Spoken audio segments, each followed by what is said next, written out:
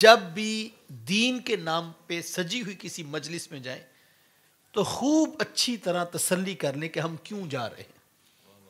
ये बड़ी अहम बात है। सरे शाम से लेकर अब 11 बज रहे हैं तो आप मौजूद हैं। तो बाज़-औक़ात ऐसा होता है इस दौरे मौजूद का जो हम फितना देखते हैं कि महाफिल तो बहुत हैं, जलसे और ख़िताब तो बहुत है। अब तो सोशल मीडिया के ज़रिए रोज़ाना लाखों क्लिप्स हैं जो शेयर हो रहे हैं और करोड़ों हैं कि जो लाइक किए जा रहे हैं और दर्जनों के हिसाब से एक एक शख्स ने स्टेटस लगाए हुए हैं। तो बाज़-औक़ात लोग हमसे भी पूछते हैं कि जनाब इतने जलसे, इतने दुरूस, इनका क्या फ़ायदा होगा। माशरे में अखलाक हैं कि बिगड़ते जा रहे हैं, बेहयाई है कि बढ़ती जा रही है, झूठ, धोखा, फ़रेब, ख़यानत, फ्रॉड, करप्शन, ये तो आसमान को छू रहा है। तो इतने दुरूस का क्या फ़ायदा। आपसे भी लोग पूछते होंगे क्या फ़ायदा इन महफ़िलों का।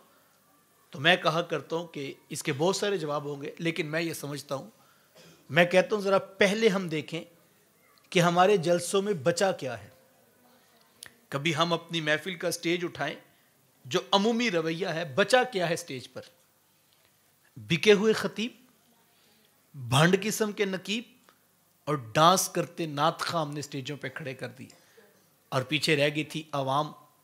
तो वो बैंकों से नए नोट निकाल के उन्होंने कहा चलो इस हवा में हम भी अपना एक स्टेटस क्लिप निकाल लें, और हम यूं खड़े होकर नोट फेंकने शुरू कर दिए।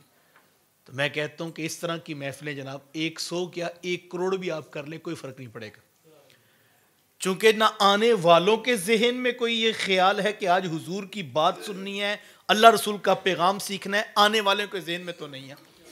तो जिसको हमने बुलाया हुआ है 60,000 एडवांस भेज जाता, बाकी का हिसाब बाद में होना है, तो उसने तो बड़ी अच्छी तरह हमारी तसल्ली करवाई होती है कि कितना बड़ा आशिक रसूल हम ला रहे हैं।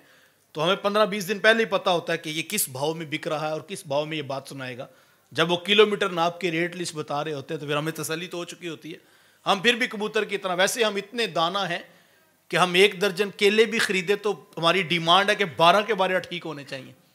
यानी हम इतने समझदार हैं, 1 दर्जन किन्नू भी खरीदे तो हम उनका एक एक का साइज देखते, कहते हैं ये निकाल दो वरना मैंने नहीं लेने। हम बड़े दाना होते हैं।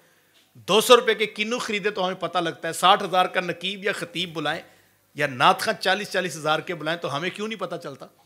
हमें उस वक्त क्यों नहीं पता चलता कि ये क्या है, क्या ये दीन है। अगर ये दीन है तो हमें फिर इसका मतलब दीन अभी पता ही नहीं चला। तो मसला ये है कि हर कोई अपने कारोबार से जुड़ा हुआ है। ये तड़प किसके दिल में है कि यार कोई खैर की बात, कोई दीन की बात, कोई अल्लाह रसूल का पैगाम किसी तक पहुंचे।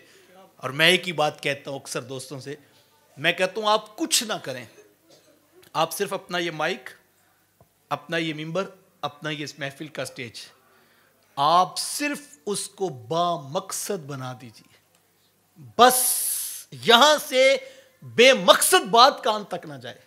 1 साल आप इसकी मकसदियत लोगों तक पहुंचा दें, देखिए फिर माशरे में कैसे खैर और नूर बढ़ता हुआ दिखाई देता है। लेकिन हमारा मसला ये है कि सवाए नोटों के कारोबार के कुछ बचा ही कुछ नहीं है।